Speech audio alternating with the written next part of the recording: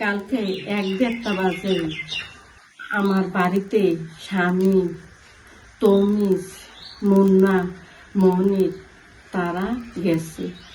কয়েকজন পাচারকারী নিয়ে এখন বস্তার শো আছে। আমি বাধা দিচ্ছি, আমার বাড়িতে আমার ছেলের বউটু আছে, আমার বাড়িতে নিয়েও না। তারপর তারা আমার গালাগালি করছে কইরা, তারপরে তারা গেছে। যাওয়ার পরে 15-20 মিনিট পরে তারা 50-60 জন তখন সেটা আমার ছেলেরারে, আমার ছেলের বউ তারা মারধর করছে। আমার একটা ছেলের বউ 5 মাস গর্ভ অবস্থা, আমার এই বউটারও মারছে, সেই বউটারও মারছে। আমার 7 মাসের একটা নাতিনদারে কুলের থেকে থানায় দিচ্ছে। আমরা সবাই মারধর করছি, আমরা ঘর দরজা সব ভাঙ্গা শেষ করে দিচ্ছি।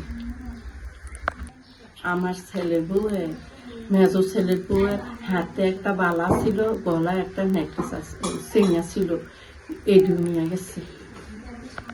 আমার ছেলের বউরারে কাপড় টাপড় নিয়ে টানাটানি করছে, কাপড় চোপড় শিয়ালাইছে। আমার গায়ে একটা ওড়না ছিল, ওড়নাটা টানিয়ে নিয়ে গেছে। আমি প্রশাসনের কাছে সুষ্ঠু বিচার চাইছি। আমি যাতে শান্তি মতো আমি এলাকা বাস করতে পারি। আমার ছেলেরারে, আমার ছেলের বউরারে নিয়ে আমার অত্যাচার করে আমার বাড়ির বোয়ারা ফোনে এই ডেলি এই মাল নিয়ে এই বস্তা কি এনে আমি জানি না।